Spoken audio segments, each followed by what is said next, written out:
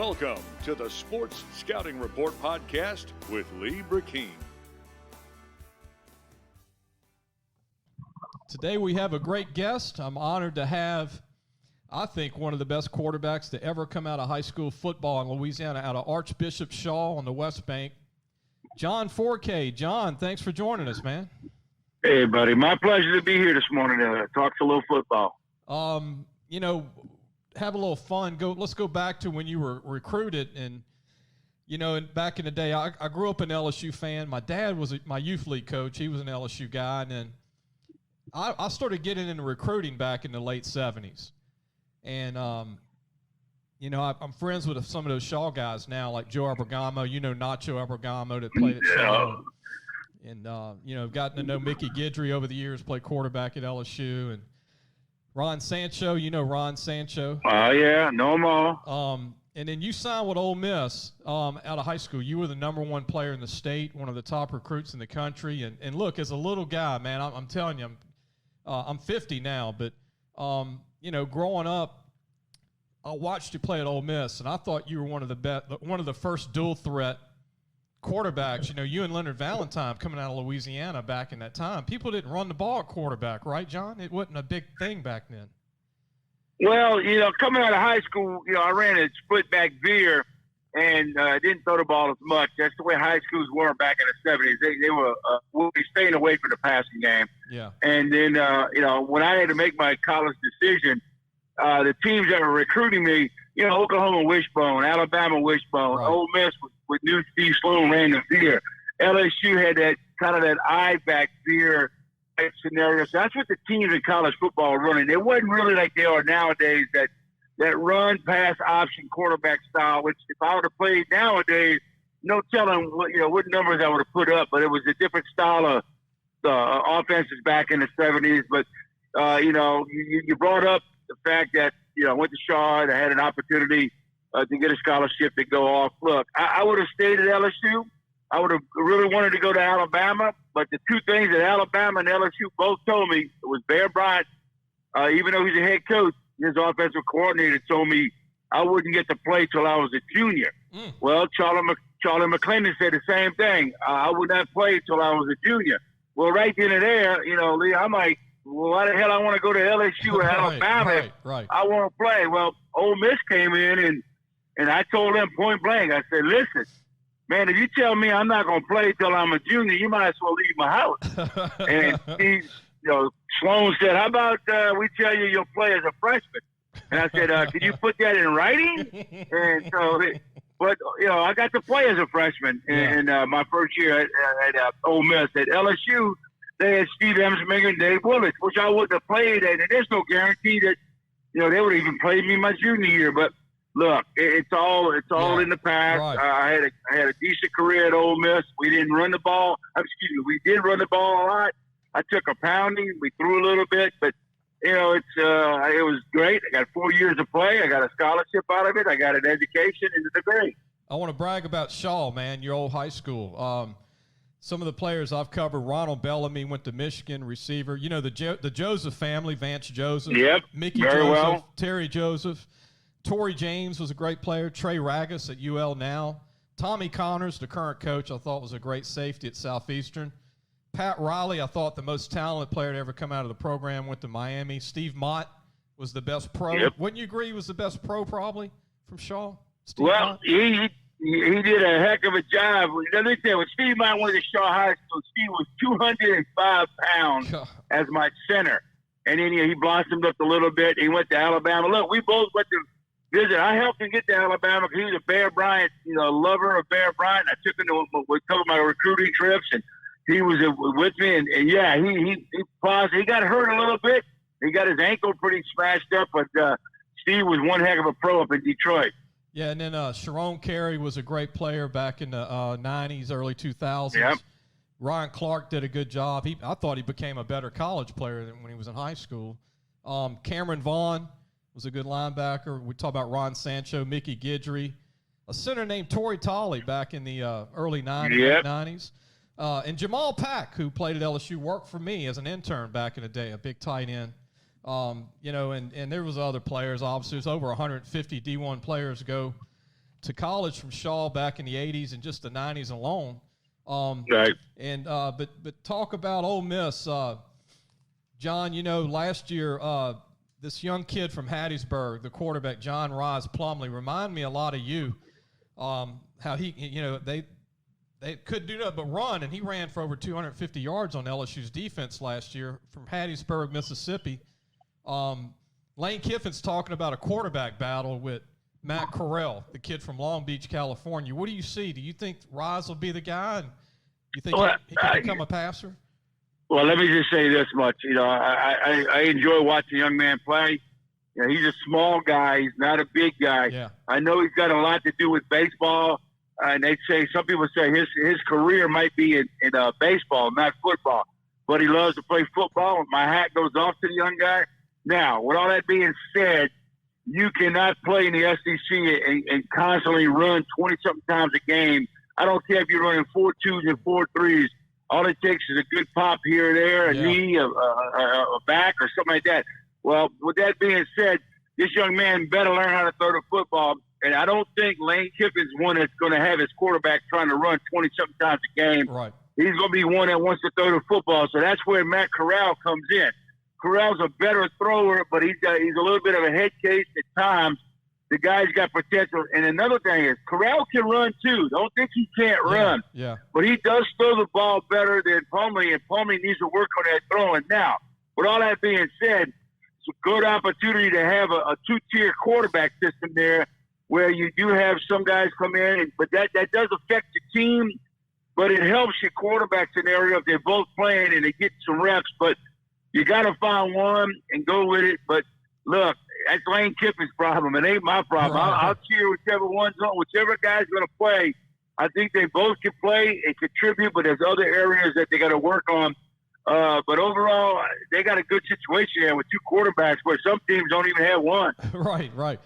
John, we're going to take a break, come back. I want to talk about your nephew, Chase Fourcade, that did a phenomenal job at Rummel, and then at Nicholls State. Man, what a job he did at Nicholls State, putting him back on the map and helping Rebo get the program back going. And we'll talk about how he was under-recruited coming out of Rummel, and they took a chance on him. And we'll be right back. You listen to Sports Scouting Report. We have John Fourcade, former quarterback for the Saints, Shaw, and Ole Miss. We'll be right back. Hello, Louisiana Football Magazine fans. Like what you're hearing? Well, you're going to love our content at LAFootballMagazine.com. This week, make sure to check out all of our recruit spotlight articles on Eunice cornerback Simeon Orduan, Central Catholic athlete Hugh Hamer, and Peabody quarterback Tyreek Miles. Also, make sure to go to our website to pre-order our North and South magazine editions for the upcoming 2020 season. All that and more at LAFootballMagazine.com. Welcome back. We've got John Fourcade, former quarterback from Ole Miss, and Archbishop Shaw, and also the New Orleans Saints and Arena League. John, you played a long time, man. I mean, you were at the Saints and then the Arena League. I mean, you were having fun, man. Tell everybody about, you played through your 30s, late 30s football.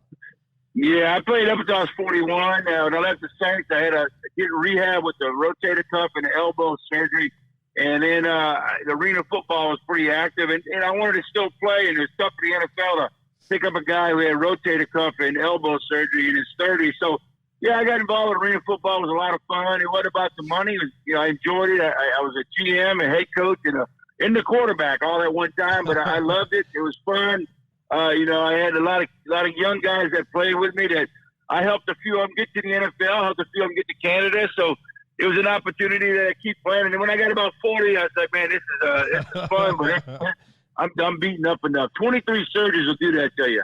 You were the general manager, cutting players and getting sacked at the same time. Yeah. I could cut you in the morning and then sign you in the evening. Let's talk about your nephew, Chase Fourcade, your brother's son.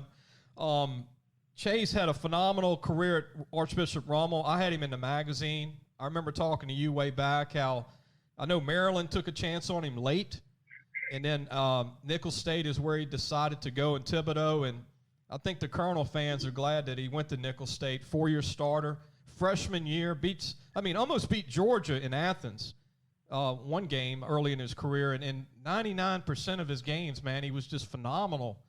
What do you think of your nephew Chase and what he was able to accomplish in college? Well, I'm gonna go back to his high school days. They were the Rummel team was phenomenal. They had good coaching, good players. He was just one of many guys on that football club. The thing that hurt him was his style of offense. They didn't throw the ball enough. I understand, like high school football, some coaches get scared about throwing the ball. They want a pounding round and stuff. Chase could throw the football. People say, well, he's too small. Let me tell you, Chase was 6 foot, playing high school football, 5'11", 6 foot, whatever you want to call it. He's as tall as Drew Brees, taller than Murray, Russell Wilson, Baker Mayfield, those type guys. Look, the kid can throw the football. You look at his stats, it proves that he's a winner. He only lost 6 high school football games as a starter, and he should have won, and this ain't no lie, he should have won 4 straight state championships. They didn't. But we go back and tell them, now, when he got recruited, he had some big schools talking to. Maryland was one of them. He had a few other schools in a Sun Belt Conference and a Conference USA. But we kept going back to Nicholls. And listen, he had a coach that was at Rummel that went to Nicholls. And that was one thing. Reball was another thing. But, the more you sit back and you wait and you wait. He committed, I thought, way too early. Should have sat and waited around, figured it out. But we all know why he went to Nicholls for one reason. He wanted his brother, his ill mother, who had breast cancer, and his family to be able to watch him play. Plus, he was going to start 4 years at Nicholls. Maryland wanted him bad. He would have probably gone up there, but it's too far away. But he would have had an opportunity. But then again, they changed coaches. The best thing for him was to go to Nicholls. Now, Southern Mississippi wanted him the day that the recruiting was the signing. They called him that morning, and he really thought hard about going to Southern Mississippi. But they called at the last minute. They just got their new coach on the day before the signing date, and it was too late for them to really recruit him. But the guy who's there at Southern was a big Ole Miss guy, and he called me, he said, I want Chase, but it was too late. He already committed to Nicholls. Look, he had a great 4 years at Nicholls. Now, you were right. His freshman year, starting at Georgia, 87, 90,000 fans. They had the game in hand, and then they took him out to let the backup quarterback, the kid who transferred from Tulane, play one series. He fumbled it. Georgia picked it up, took it in for a score, and it changed the whole game, and they ended up losing 26-24. I know. They almost went to Texas A&M and beat Texas A&M. They had South Alabama won until they went to overtime.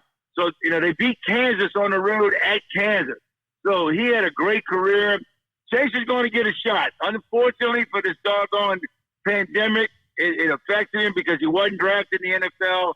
Nobody could get to see him in the pro days and stuff of that nature. But he's training right now, League, and I guarantee you next season, the CFL has his rights, and he's supposed to go to Toronto. The CFL didn't play this year. So he's got to wait and see what happens in the spring. But he's still training. He's every bit of 6 foot, 6'1", about 205, 210 right now. So he's training. He runs a 4.5 40. So the kid can play. And look, Doug Flutie. We all remember Doug Flutie, Boston College. Yes. I mean, 5'10", and he played 17 years between Canada and NFL? Yeah, between Canada and the NFL, he played a very long time. And look, you were being generous saying 5'10". I know. Yeah. I stretched him about 2 inches. You stretched it. Yes. Yeah, he was good 5'8" and a half, 5'9" top. Hey, can we ever forget that Hail Mary pass he threw last play of the game when he was at Boston College? Boston College, yeah. Unbelievable. I Unbelievable. don't even know how he could see over the line at 5'8". All them Boston College guys were like 6'6", blocking for him. Right. But he would throw out. He would go out on the side and throw it, and he was phenomenal. Played for the Patriots a little bit, bounced around the NFL, went back to the NFL, Bears. I think the Bears for a little bit. They were San Diego, the Bears. He played in, New England. So he had his opportunities. He hung around. John, what do you think of some of these guys in college football opting out that are not hurt or they're okay, and there's like the starting center for Ole Miss, Eli Johnson's opting out to concentrate on his master's degree. I mean, that's going to hurt. I mean, you got your 12-year starting center not playing this year. Well, look, it's a situation where each individual player has to decide with his family what's best for him. And, if this wasn't happening right now, this pandemic or whatever you want to call it, it wasn't going on right now. None of us will be sick. These college kids. Hey, we lost you. It happens with those cell phones, man. It happens. Yeah, when I'm driving in Mississippi, so I'm crossing over to Slidell. But what I was saying is, these young kids in college these days, I understand some of them look at their careers, their job careers from a graduate standpoint. If a kid leaves because he feels like, look, I don't want to take any chances, maybe get ill, like I got to, I'm not going to play pro football. I want to just get in the job world. I'm all for that. And the kids who say, look, I want to go play pro football. I want that opportunity. All right, great. They left for that. Then you got some who just basically are opting out for whatever reason they opt out. It's because that they're sitting there saying, I don't want to get sick and ill. You can't fault them. You got to understand that. Right. It's a situation. But I'm telling you, Lee, what's really going to be bad, they're not going to play no spring football. What I'm hearing from a lot of high-end people, this is all talk. We're like what you going to do in spring ball when all these juniors that can go play pro football and all these seniors that are going to – they're not going to go play spring football, and all of a sudden you get the NFL draft and you get hurt and something like that, and you might miss a whole lot. So, you're going to have junior varsity kids and guys you ain't never heard of. So I don't really think the spring football is going to be where they're going to try to tell that to everybody, but it ain't going to happen, I don't feel. I want to talk to you about the how do you think the Saints are going to do in the win-loss column? I know it's early. Drew's back, for maybe – could be his final season. I'm not saying it could be. But what do you think the Saints could do? Michael Thomas, they got Kamara, they got the offense. The defense is looking like it's more talented. But what do you think the Saints could do? That division's getting pretty tough. Yeah, let's not fool anybody. Atlanta Falcons still Atlanta Falcons. They went to the Super Bowl a couple of years ago. Granted, they got beat. They should have won it, but they didn't. And the league and everybody knows Atlanta's got potential. All right, Carolina, they're up and coming, but they might sneak up on a couple of people. Tampa Bay, watch out. I don't care if everybody says 40-something-year-old Tom Brady. Right. They still got a pretty good team. They'll be in a hunt for a playoff shot. Then you got the New Orleans Saints. Well, this is the toughest division in all of football. The Saints, in my book, are in the top three to make it to the Super Bowl. They have the potential. They have the players. They have the coaching. If they can put this together, what I mean by this is that you have to play each football game with the mentality, get it over with, put as many points on the board, and beat a team to death. Don't just try to win the game. Okay, that's not to say Saints need to go out because the last 3 years they had every opportunity to be in the Super Bowl because they didn't, because they just barely made the right decisions offensively. Some of the play calling was ridiculous that got them in situations. I think the defense has played phenomenal for them over the last 3 years. I really believe this team is capable with the talented players they have. They've got enough players. If they can stay healthy, you got to keep number 9 upright. If he ever goes down, they're done. Overall, the Saints are my pick to win it, to go to the Super Bowl. We'll see what happens who they play in the Super Bowl. I think the Saints can make it to the Super Bowl. You're right, John. At the end of the third quarter of about 8 games, they just quit scoring, quit going after teams. They just didn't finish. I agree with you with that. And what do you think Ole Miss and Lane Kiffin? What do you think of that hire? Well, I like the hire. There's no doubt about it. You got to catch your name higher there. If he's committed and he's serious about being a coach for the Ole Miss Rebels, I don't care if it's 4 or 5 years and he wants to go off somewhere else after that, great.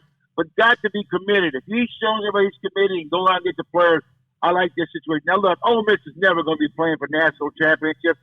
But you know what? They win 8, 9, 10 games. People up there and the rest of us will be happy and go see a bowl game, and we can understand that. They got some players. If you can just get those guys to play. Now, this season, man, that's a tough schedule. I mean, let's be honest. You got 10 games all against SEC schools. If they can squeeze out a 6-4, it'll be great. But I'm looking probably a 4 or 5 win season for them. Finally, your old high school, Tommy Connors, played there, was a great DB there, played at Southeastern. I think he's a great young coach. Shaw's trying to get it back. For a few years they didn't have the talent, and, it looks like this young coach, Tommy Connors, is going to have him coming back. John, what do you think about Tommy? Well, I'm very disappointed, not from his standpoint, but I'm very disappointed over the years lately of Shaw High School. I mean, granted, they're just not getting the players. Well, why is that? Because I can tell you right now, Lee, I've seen too many West Bank kids who would be going to Shaw High School who are crossing over the river to go to Rummel, to go to Curtis, to go to all these other high schools. I'm thinking to myself, St. Aug. Wow. St. Aug. Yeah. When did all this ever happen? I mean, nobody. Only time you left to go to the West Bank, to the East Bank, is if you lived basically in Algiers. You had family that went to Jesuit, Holy Cross, brother. But no, Shaw used to get tons of West Bank kids from leaving to go. You couldn't do that. But now they got to bring that back. They got to find it. They got to get, I don't know who his coaching staffs are, but you got to have your coaching staff, the assistant coaches. You got to bring the players in, and you got to compete. Now, I've always said this. I'm always going to believe this. Shaw right now, it's tough for them to play in the Catholic League until they can get the players. Right. They should be down a couple levels, play where they can win football games. And people say, wait a second, Shaw's back to winning some football. I don't care who you play. You line up, you beat them, and you worry about playing in another league down the road. But right now, they've got to find wins, okay? It's not about playing in the Catholic League and winning 2 games and get to a playoffs and getting smoked. Right. No, you got to go up. You stoop down, go down, whatever it may be. Win your 6-7 games against a lower class, whatever it may be, a lower division. And then as you build up, you get some players, you get some caliber of players. Then you say, okay, it's time for us to be back in the Catholic League. It's the only way I think Shaw can get back at it. It's going to be hard right now, winning 2 or 3 games. And, nothing against Tommy. I know the young man. I wish him the best. He has got to realize that he's in a tough situation. And somehow, until they get the players, they're going to have to go ahead and man up and say, we're going to have to move down and get our chance to go to another level of play. But look, I'm always going to be a Shaw Eagle. I'll do whatever I can to help them and pull for them, go to the games, and do whatever it takes. So on Shaw Eagles, I guess you could say. There you go. And look, they got a quarterback from Warren Easton that's 6'3", 190. So they're getting some players, like you said, not there yet, not in this league, but. If Tommy Connors could win a district, he's coach of the year in the state, maybe in the country, right? There's no doubt. If he wins a district in Catholic League and that team, he's got an outstanding chance. But I like this situation. If they do have a nice quarterback and everything, you got to use him right. And everybody knows how that works. When you got a good quarterback, you better use him. But then again, you got to find out what you got around you. I mean, if you got a passing quarterback with no receivers and no offensive line, that's not going to do you any good. Right. So you got to. Let me tell you something. In high school, there, you better find your lineman. You got to find somebody to help protect the quarterback if that's what you want to do. And then if you're going to throw the ball, you can have a quarterback, but you better find receivers because you can find running backs. They're all over the place, but. High school football, you got to find the offensive big boys. The big guys up front determine everything. Yeah, if you don't have an OD line in 5A, 4A, or 3A in this state, you're not going to win state. It's not going to happen. Not great. 2A and 1A, you don't have to have size, just speed. Like Kentwood, every year they just blow by you. But John, tell everybody what you're doing now. You said you retired first of all, and second of all, I'm first. Look, I retired about 5 years ago. I'm fully retired from everything. I collect NFL total disability. I've had 23 surgeries. I figure, you know what, it's time to, I make very good money from retirement from the NFL pension plan. I got that. But I've been doing ESPN radio for about 4 years.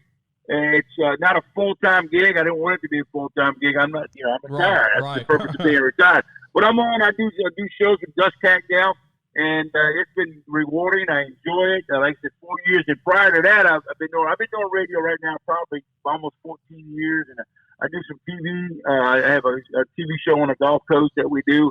But I'm just enjoying it. That's just fun to do it and meet and greet and get to be around sports, and that's the fun part about it. But listen, I'm trying to work on other things to get healthy, man. I've got some injuries that I had I had 5 surgeries in the last 3 years. Wow. Major was neck, back, 2 knees, and the stomach. So I'm just trying to heal up and enjoy the rest of my life and just enjoy my retirement. Yeah, you like the Evel Knievel, man, right now. Yeah, I feel like it. You gotta maybe y'all can go have lunch one day, man. Talk about it. But it's John, stay safe.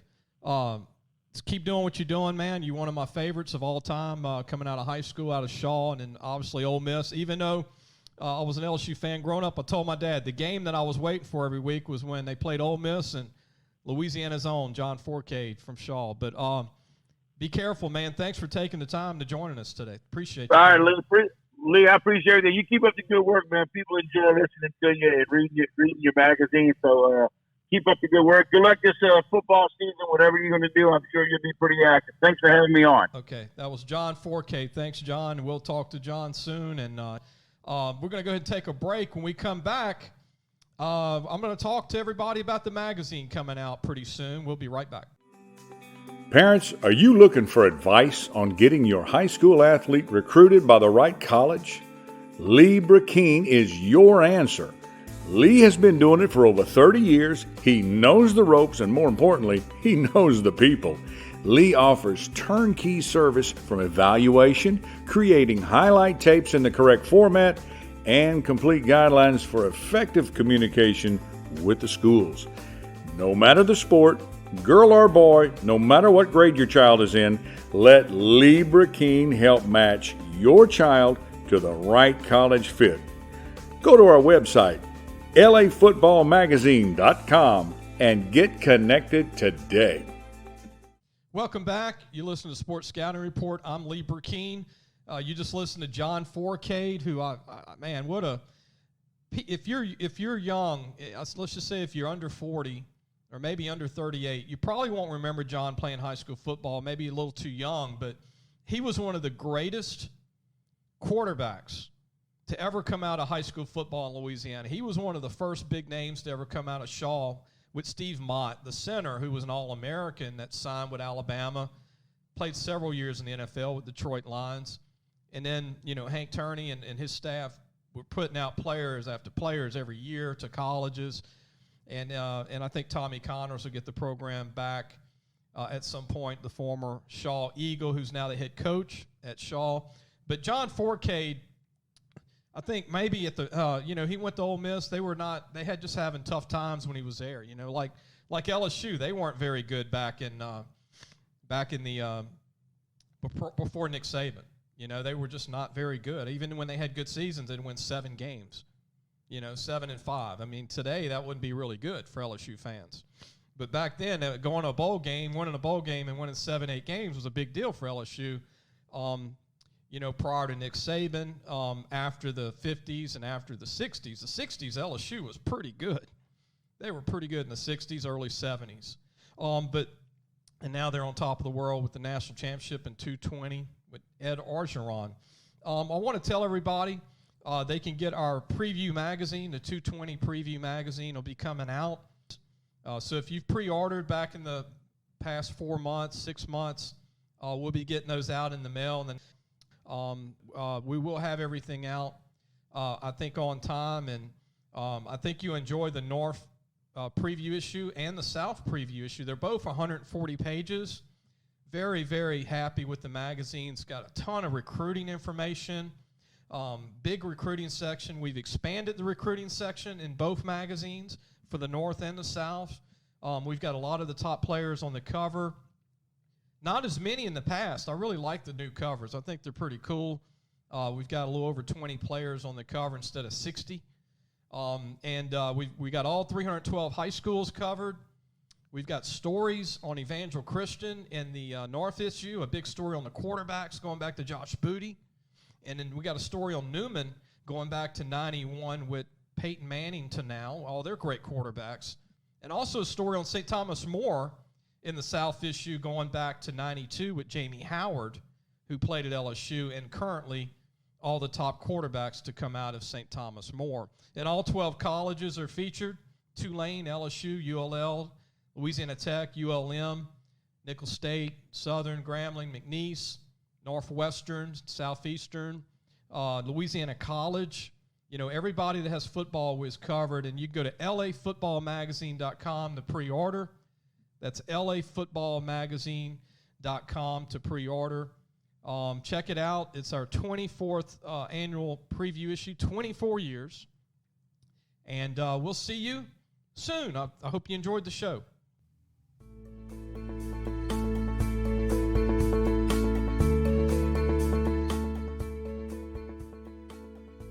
Thanks for listening to the Sports Scouting Report podcast with Lee Brakeen.